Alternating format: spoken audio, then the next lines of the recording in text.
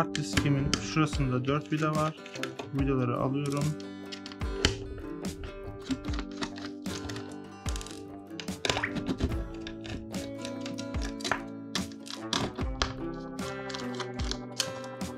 Aldım. Hard diskimi kapağın içinden çıkarıp kenara alıyorum. SSD'mi de aynı şekilde yerleştiriyorum. Ve buradan 4 tane vidamı SSD vidalarına denk getiriyorum. Nasıl söktüysem aynı şekilde olması gerekiyor. Bu önemli bir nokta. Şuradan çok sıkmadan tatlı bir şekilde sıkarak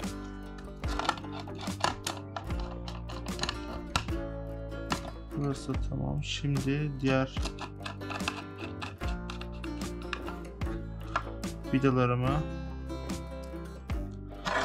takıyorum. Son bir tane vidam var. Onu da taktım arkadaşlar. Şimdi arka ayaklarımı yerleştirdim. Ön ayaklarımı yerleştirdim. Çektim. SSD'm oturdu. Burada bir tane vidam vardı hard diskimde. O alttaki vidayı taktım. CD-ROM'umu yerine alıyorum. Bir tane CD-ROM'da vidam vardı. Onu taktım. Hard diskimin kapağını yerine oturtuyorum. Şu plastiği içeri alarak itiyorum. İki tane de bunun vidası var arkadaşlar. İki tane vidayı da birini buraya, birini de buraya takmak suretiyle bitiriyorum arkadaşlar. Montajım tamam. Cımbızıma gerek kalmadı. Onu da yerine aldım. Tornavidamı da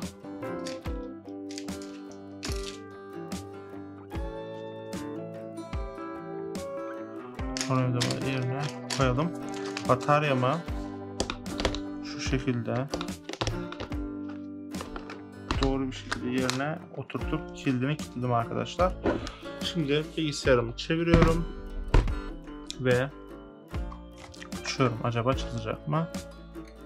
Veya bir problem mi olacak? Bilgisayarım göründüğü gibi arkadaşlar açıldı. No operating system not found diyor. Yani bir işletim sistemi bulamadım diyor. Hemen USB'liğimizden, bu arada 3D yazıcıyla basıldı arkadaşlar USB'liğim. Bu şekilde tüm USB'lerimi, hafıza kartlarımı içinde tutuyorum, kaybolmuyor. USB'mizi alıp takıyoruz. Bir yandan da tabii ki de şarj desteği veriyoruz bilgisayarımıza. Hemen Ctrl+Alt+T diyerek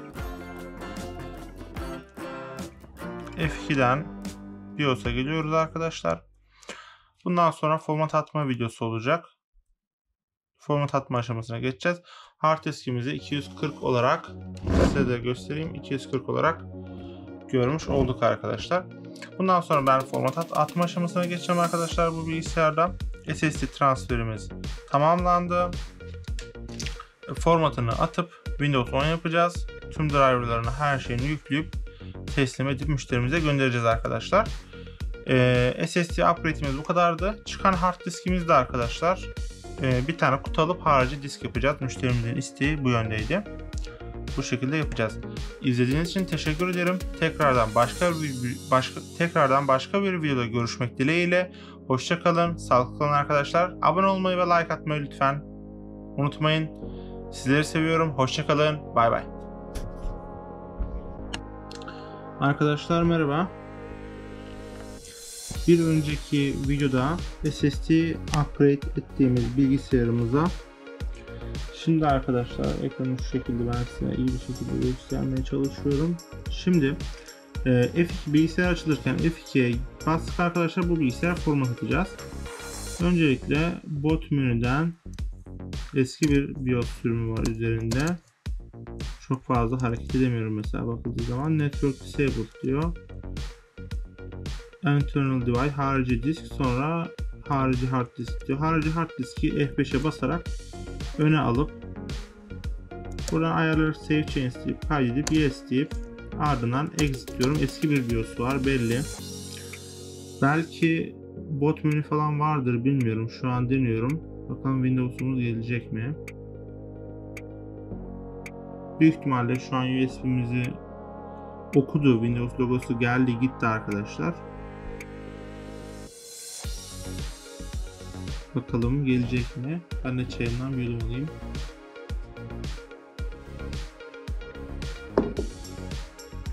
Büyük ihtimalle Windows'umuz gelecek ve kuruluma devam edeceğiz arkadaşlar.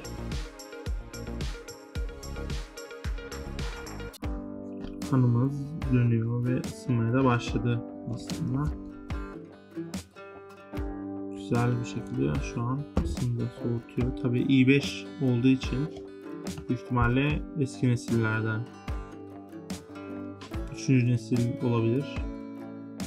Isınması normaldir.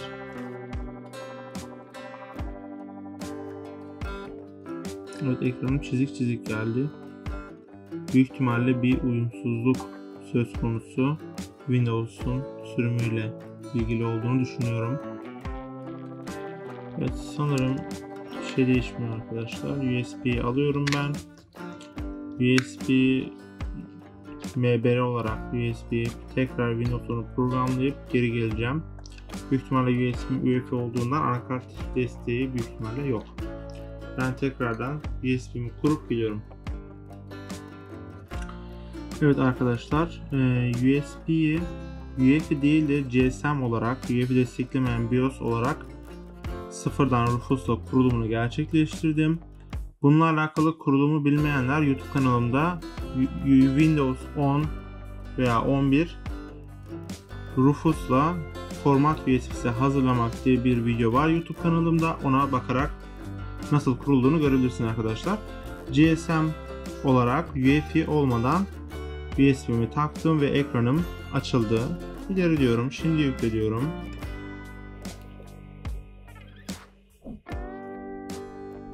Ürün anahtarımın sonuna gireceğim.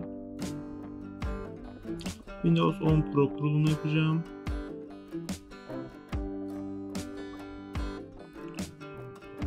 Her şeyi kabul ediyoruz. Böbrekleri veriyoruz.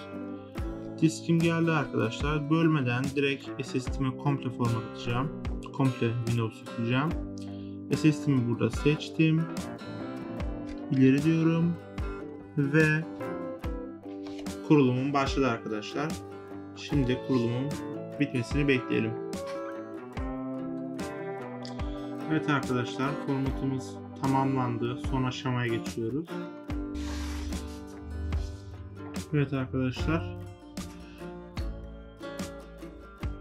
Şimdi USB diskimi artık çekebilirim. Windows kendi dosyalarını kurdu ve kendi dosyalarından format işlemini devam ettiriyor. USB'mi çektim. Kutusuna yerleştireyim. Evet, şimdi Windows'un kurulum sonrası ekranı gelecek.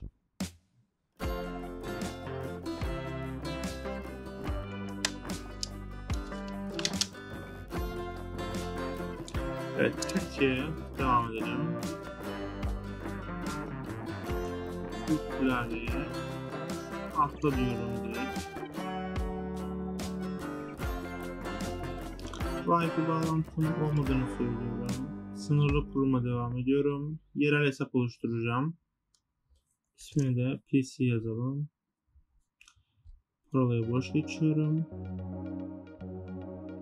Her şeyi kabul ediyoruz.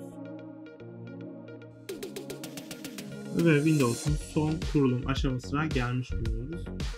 Bu aşamada kurulumun son aşamasını tamamlayacak arkadaşlar ve bilgisayarımız açılmış olacak. Evet, son işlemlerimiz kurulumunun son aşaması tamamlandı arkadaşlar. Şimdi burada ilk yapacağımız şey arkadaşlar, Wi-Fi bağlantımızı yapacağız. Wi-Fi bağlantımızı yaptıktan sonra arkadaşlar direkt başlattan ayarlara gelip Windows Update'ten tüm update'imizi, tüm güncellemelerin tamamını yükleyip driverlarımızın eksik olup olmadığını kontrol etme aşamasına geçeceğiz arkadaşlar. Ben şimdi Wi-Fi bağlantımı bağlayıp driverların kurulumuna geçiyorum. Format işlemi bu kadardı arkadaşlar.